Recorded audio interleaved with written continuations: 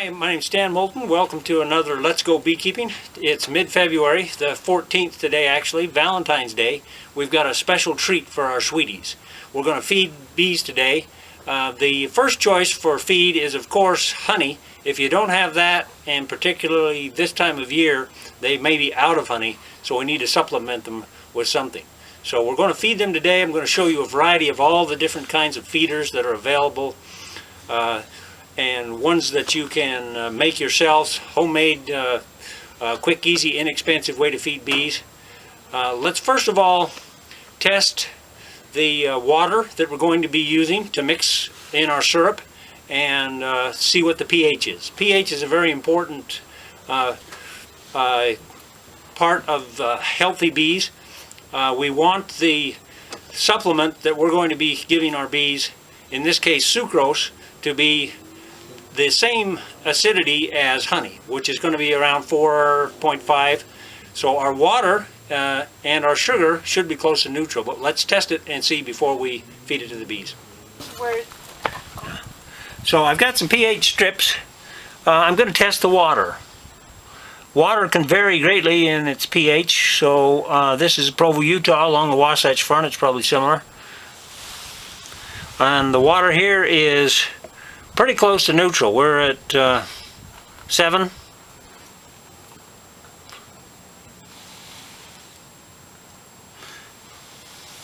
If you were going to use bottled water or distilled water or something you've filtered yourself,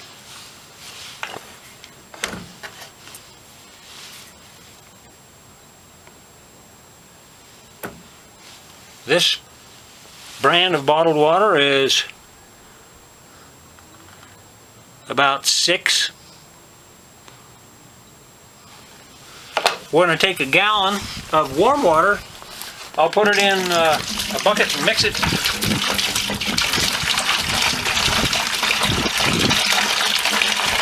With some ascorbic acid. This is in powder form. If the form you have is in a tablet, a vitamin C pill, that'll work too. You just have to dissolve it in the water first before you put it in the sugar. So I'm going to I'll start with about just a little less than half a teaspoon. We'll mix this in and test the pH again. Remember, we want our pH to be similar to honey, which is going to be 4.5. So if the water's warm, that will mix faster.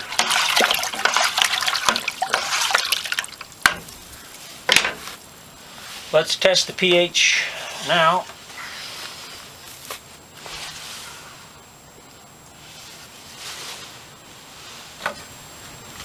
We need more. This is about 6.5 is all.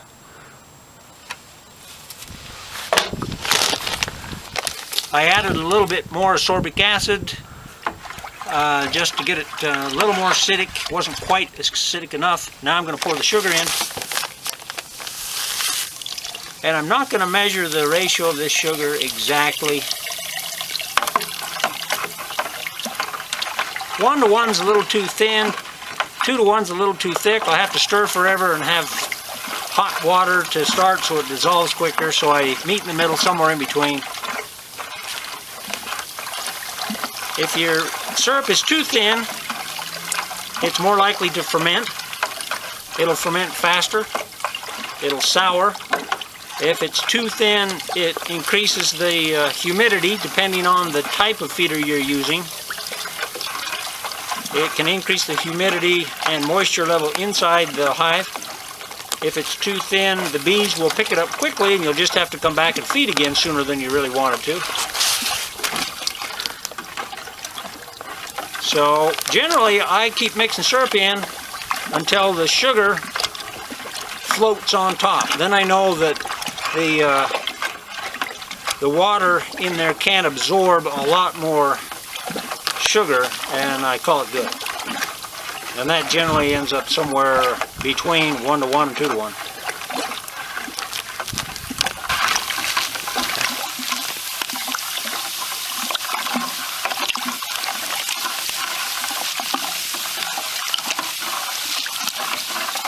So as we adjust the pH of the supplemental feed for our bees here on Valentine's Day, it's like the difference between giving your sweetheart cheap waxy chocolates or the good quality stuff. Essential oils can increase the vapor pressure of the syrup, which makes it easier for the bees to smell and find. It also increases the likelihood of robbing. And so, depending on the time of year that you're feeding, what the likelihood is of triggering a robbing frenzy, you may think twice about putting some type of essential oil in there, or vinegar. You could use vinegar to increase the acidity, but it also is tempting for robber bees. So we're going to feed them just straight sugar syrup, nothing else added into it. All right, we'll test our syrup mixture now. Dip it in for a half a second. Looks like we're at 5. We'll call that close enough and feed this to the bees. All right, we're going to feed this colony here that's in a barn hive. I'll show you how the feeder in the barn hive works. We need to slide the lid over. You don't have to open the hive clear up to disturb them to do this, just enough to get your lid open. And the feeder holds about a gallon of syrup. It has a float in it. I'll open my access to the feeder and we'll make sure that the life raft for the bees, or the float, is loose. And I'll be careful as I can not to spill syrup so I don't trigger robbing. We'll keep it all in the feeder. Pour it in up to about the fill line. Helps if you have your hives level here, you can keep them overflowing. The bees may need a little primer, since we're not using essential oils or vinegar or anything with any vapor pressure to stimulate them to come over and pick this up. I'll dip my hive tool in it and dribble a little bit over here. They'll get a taste of that syrup and they'll see where it's coming from. They'll follow that trail over to the feeder.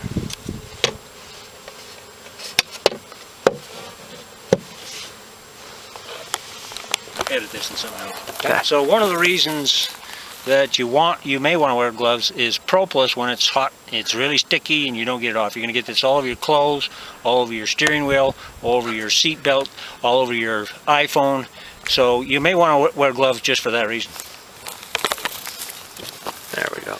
So next option for feeding, everyone would have around the house a mason jar and a lid. All you need to do is poke a few holes, small pinholes with the tip of a nail or screw in your lid, and we fill this with syrup. There's good points and there's bad points of these. One, this is the best way to prevent robbing because your syrup is enclosed.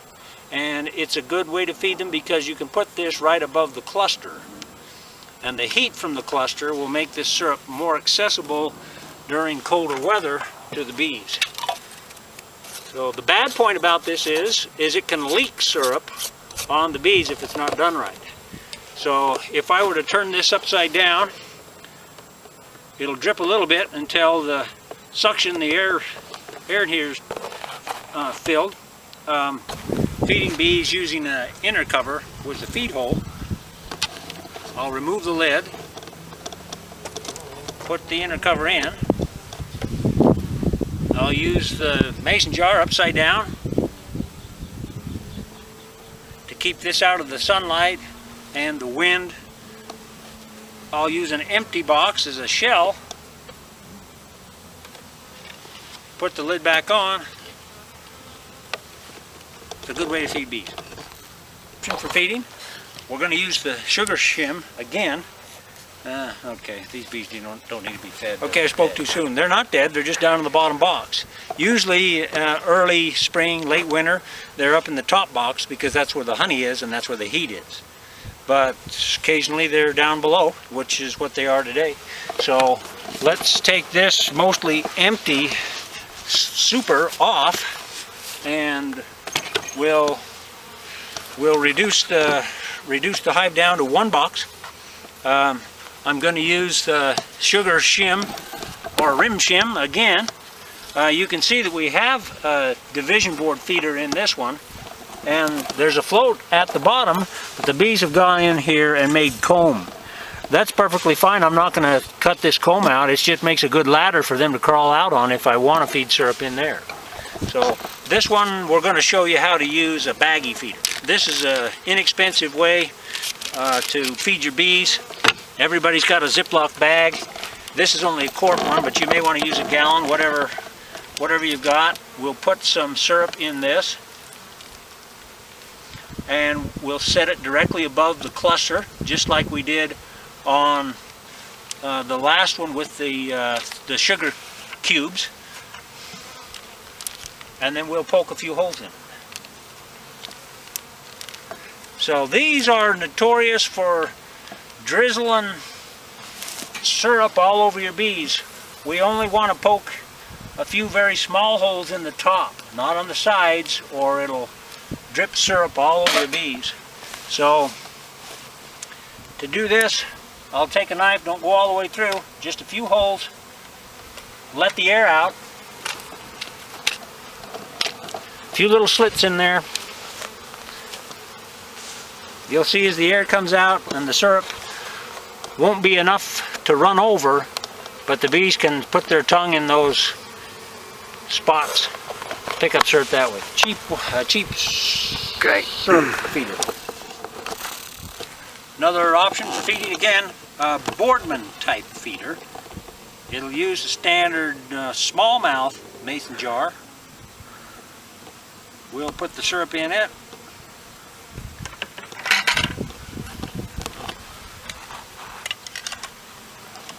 It already has the holes in the lid. This fits in the entrance.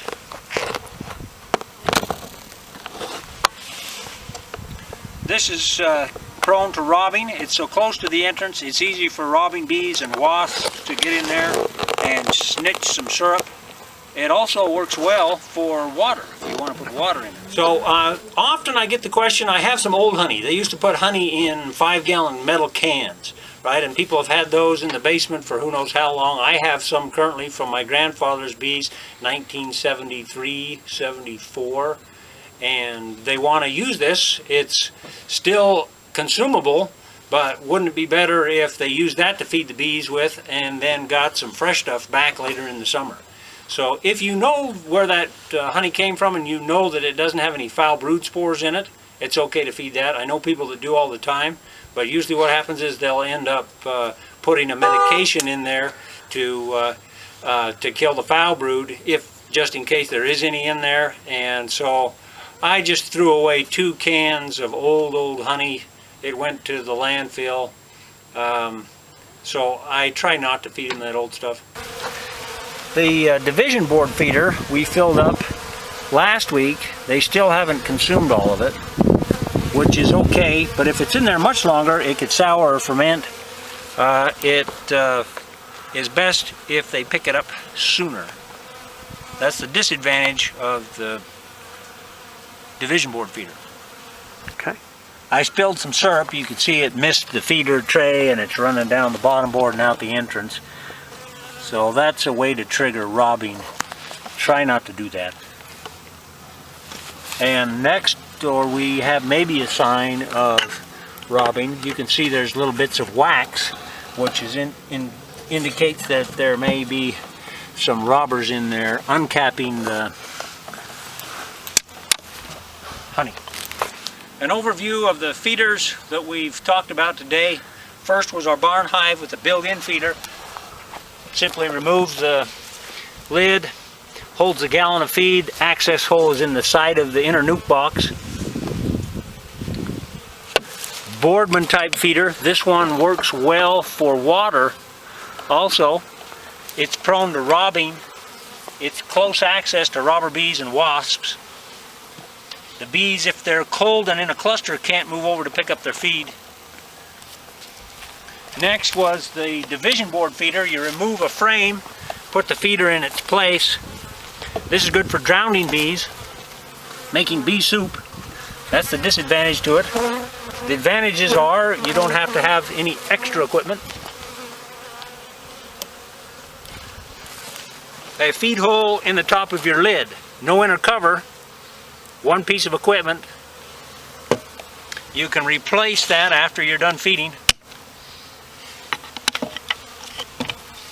Next we have a shell on the top of the inner cover.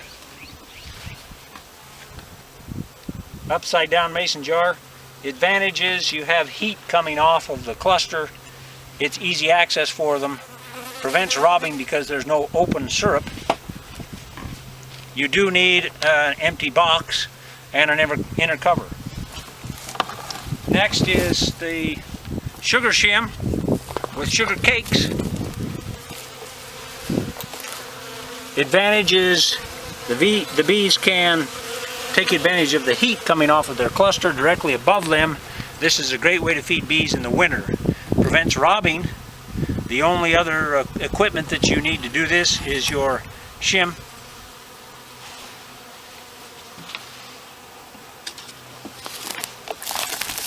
The cheap homemade version, easy enough, a baggie feeder with some holes in the top.